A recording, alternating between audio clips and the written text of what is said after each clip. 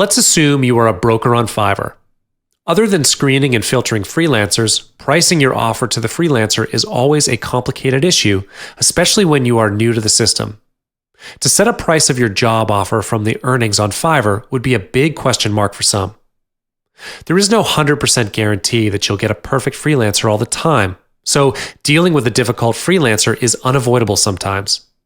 As you may already know, negotiating with difficult freelancers is not an easy task and requires certain techniques. You need to think in terms of how a freelancer would think when you're setting up the prices for them, such as factors that will affect whether they will take up the offer or not.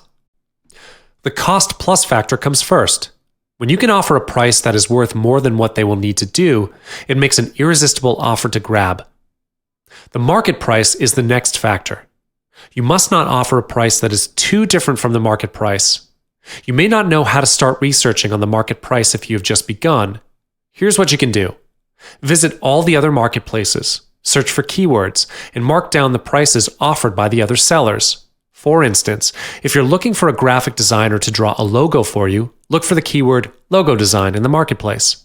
From here, you can see how much people usually offer to the freelancers. Moving on, the third factor is value-driven. This is once again a factor that is related to the first factor, the cost plus factor.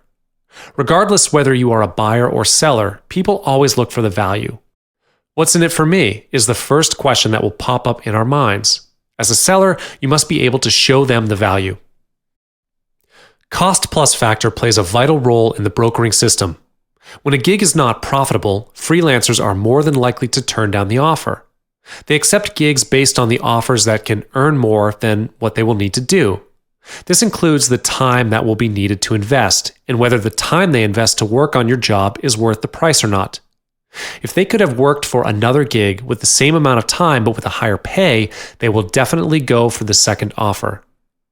To calculate the cost plus for a gig is relatively easy. All you will need is the unit cost and the desired profit margin. For instance, if the wages for a workday is $15, to finish the whole project will need at least 1 week. Hence, the unit cost will be 30 times 7, which equals to $105. So, if the gig doesn't offer more than $105, freelancers are more likely to put your gig offer as their last option. Leveraging market rates is solely based on the marketplaces in which you are offering your gig, where you look at the marketplaces and the prices of other gigs to identify what costs others are offering and make decisions based on that. You can do some research on the other gig prices offered by other sellers in the marketplace, especially about the gigs in the same field. Once you have the information needed, set a price that does not run too far away from the margin. It can be slightly higher or lower than the others. Try to find a balance between that which can satisfy both your financial budget and the cost plus of the freelancers. It is not an easy task to set the price to be win-win all the time, but always remember to refer to the market price. The market prices in comparison to international freelancers may vary. That said, if you're using international marketplaces, you will need to understand the local and international market.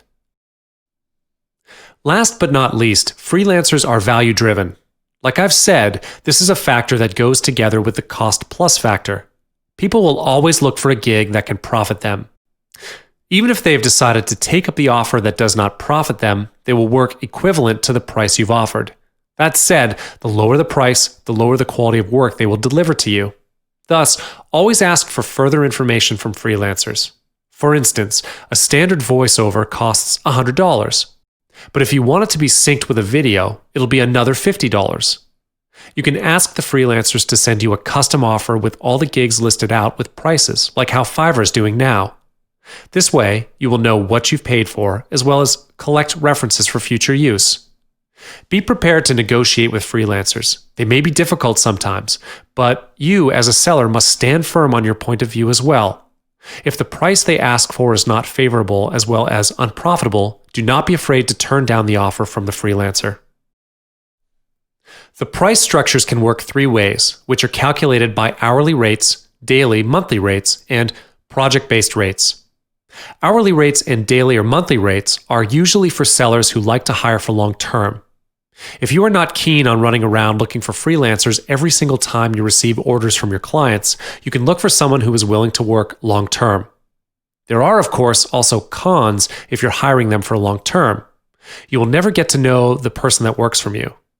That being said, you will not know what happens if he or she is missing in action. In case of emergency, you wouldn't know how to contact them other than through emails. The ideal price structure will be project-based, which you'll pay them once per project. This way, you do not need to worry about the issue of commitment.